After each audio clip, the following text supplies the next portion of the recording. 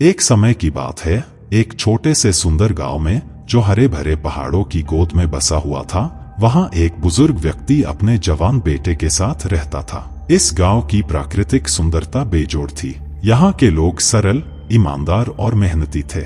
गांव की वादियों में सुबह की किरणें और शाम की ठंडी हवा एक अनोखी शांति का अनुभव कराती थी।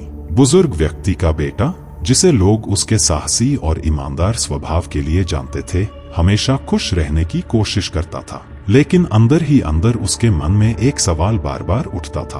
वह जानना चाहता था कि उसका जीवन आखिर किस चीज के लिए महत्वपूर्ण है। वह खुद को लेकर हमेशा संदेह में रहता था। क्या वह इस दुनिया में कुछ मायने रखता है?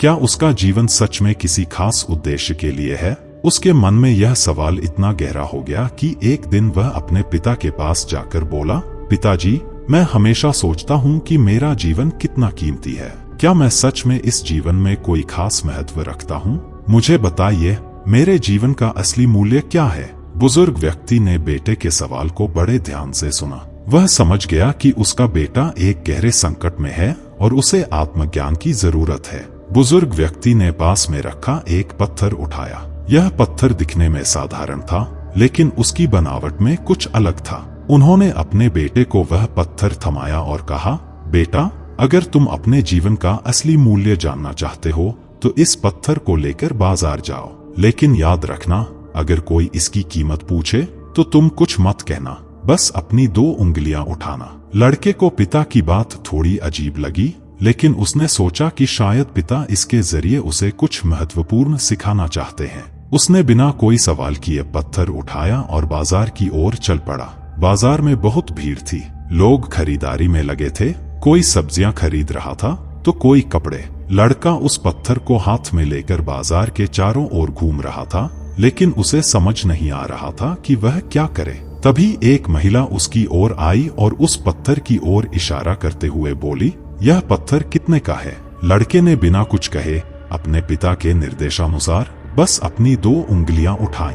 महिला ने उसकी उंगलियों की ओर देखा और कहा, 2 रुपए, मैं इसे ले लूंगी। यह सुनकर लड़का हैरान रह गया।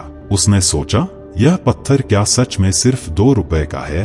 वह तुरंत घर भागा और अपने पिता को यह सब बताने लगा। बेटे की बात सुनकर पिता ने शांति से कहा, अब तुम इस पत्थर को संग्रहालय लेकर जाओ। वहां भी वही करना जो बाजार में किया था। देखो, वहां इसकी कीमत कितनी आंकी जाती है। लड़का अब और भी उत्सुक हो गया था। उसे समझ में आ रहा था कि उसके पिता उसे कुछ बड़ा सिखाना चाहते हैं। उसने पत्थर को उठाया और संग्रहालय की ओर चल दिया। संग्रहालय एक बड़ा और भव्य भवन था, जहां कई पुराने और कीमती वस्त्र, गहने और ऐतिहासिक कलाकृतियां रखी हुई थी।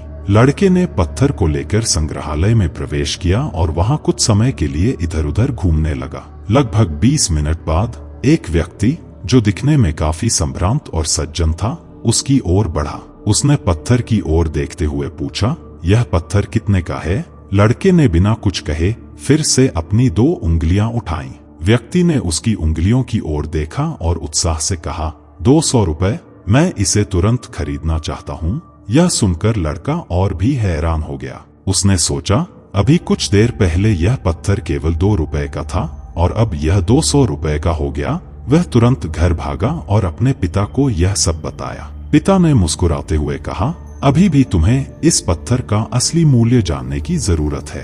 अब इस पत्थर को लेकर एक कीमती रत्नों की दुकान पर जाओ। वहां जाकर भी वही करना जो तुमने अब तक किया है। लड़के की जिज्ञासा अब चरम पर थी। वह सोच रहा था कि अब इस पत्थर की कीमत क्या होगी। उसने पत्थर उठाया और कीमती रत्नों की दुकान की ओर चल पड़ा।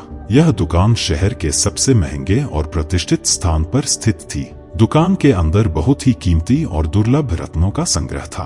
वहां के माहौल में ही एक अलग सी चमक और शांति थी। जैसे ही लड़का दुकान के अंदर पहुंचा, एक बूढ़ा दुकानदार, जिसने अपने जीवन के अधिकांश साल इन रत्नों की परख में बिता दिए थे, उसकी ओर बढ़ा।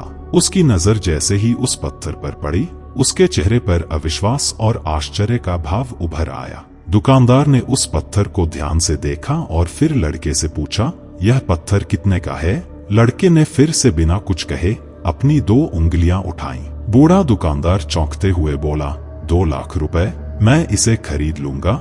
यह सुनकर लड़का अविश्वास में पड़ गया। उसने सोचा, क्या यह वही पत्थर है जिसकी कीमत पहले 2 रुपए और फिर 200 रुपए थी और अब यह 2 लाख रुपए का हो गया।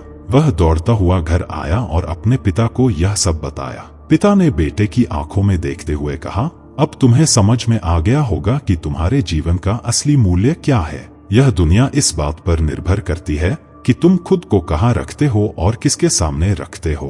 कुछ लोग तुम्हें समझेंगे, तुम्हारी कद्र करेंगे और तुम्हारे लिए तुम्हारी कीमत अमूल्य होगी।